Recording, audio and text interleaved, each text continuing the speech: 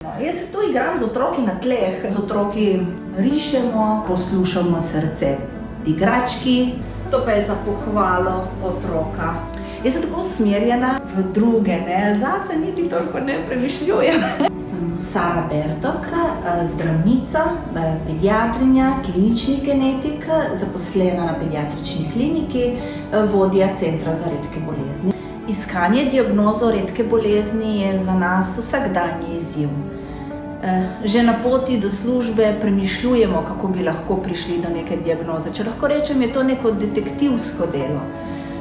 Veliko je zadoščenje, ko dobimo diagnozo. Seveda odvisno od starosti otroka, kako to predstavimo staršem in kaj sledi pri tem, je prav tako velik izziv.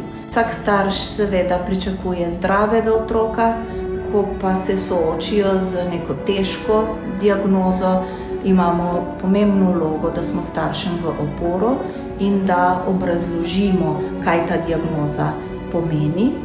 Ko vidimo določene znake, bodisi telesne, zunanje ali znake prizadetosti različnih organov, posumimo na genetski sindrom.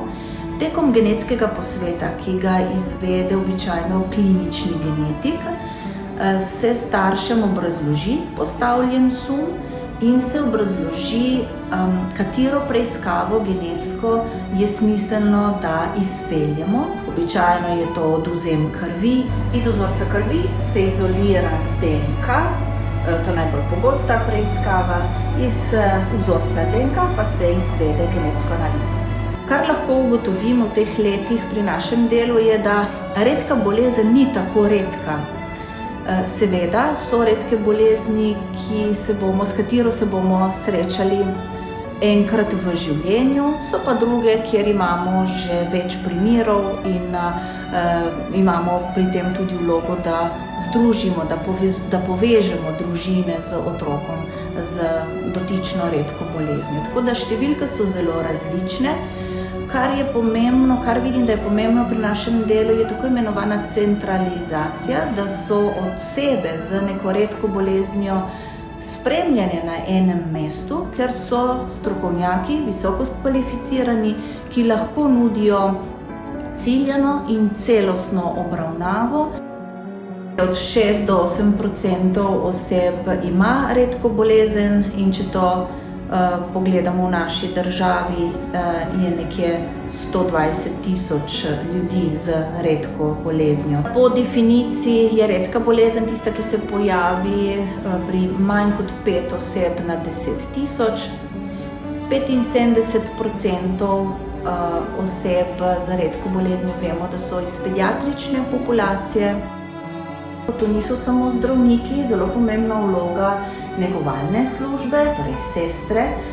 Imamo zaposlene psihologe, klinične psihologe, socialno delavko in druge strokovne delavce. V Centru za redke bolezni je nedavno zaposlen strokovni delavec, ki deluje na tako imenovanih RN mrežah, v namen, da smo povezani, zelo je pomembno, da smo povezani s tujimi centri in to je vloga RN mrež. Imamo tudi zaposleno osebo, ki deluje na področju registra za redke nemaligne bolezni.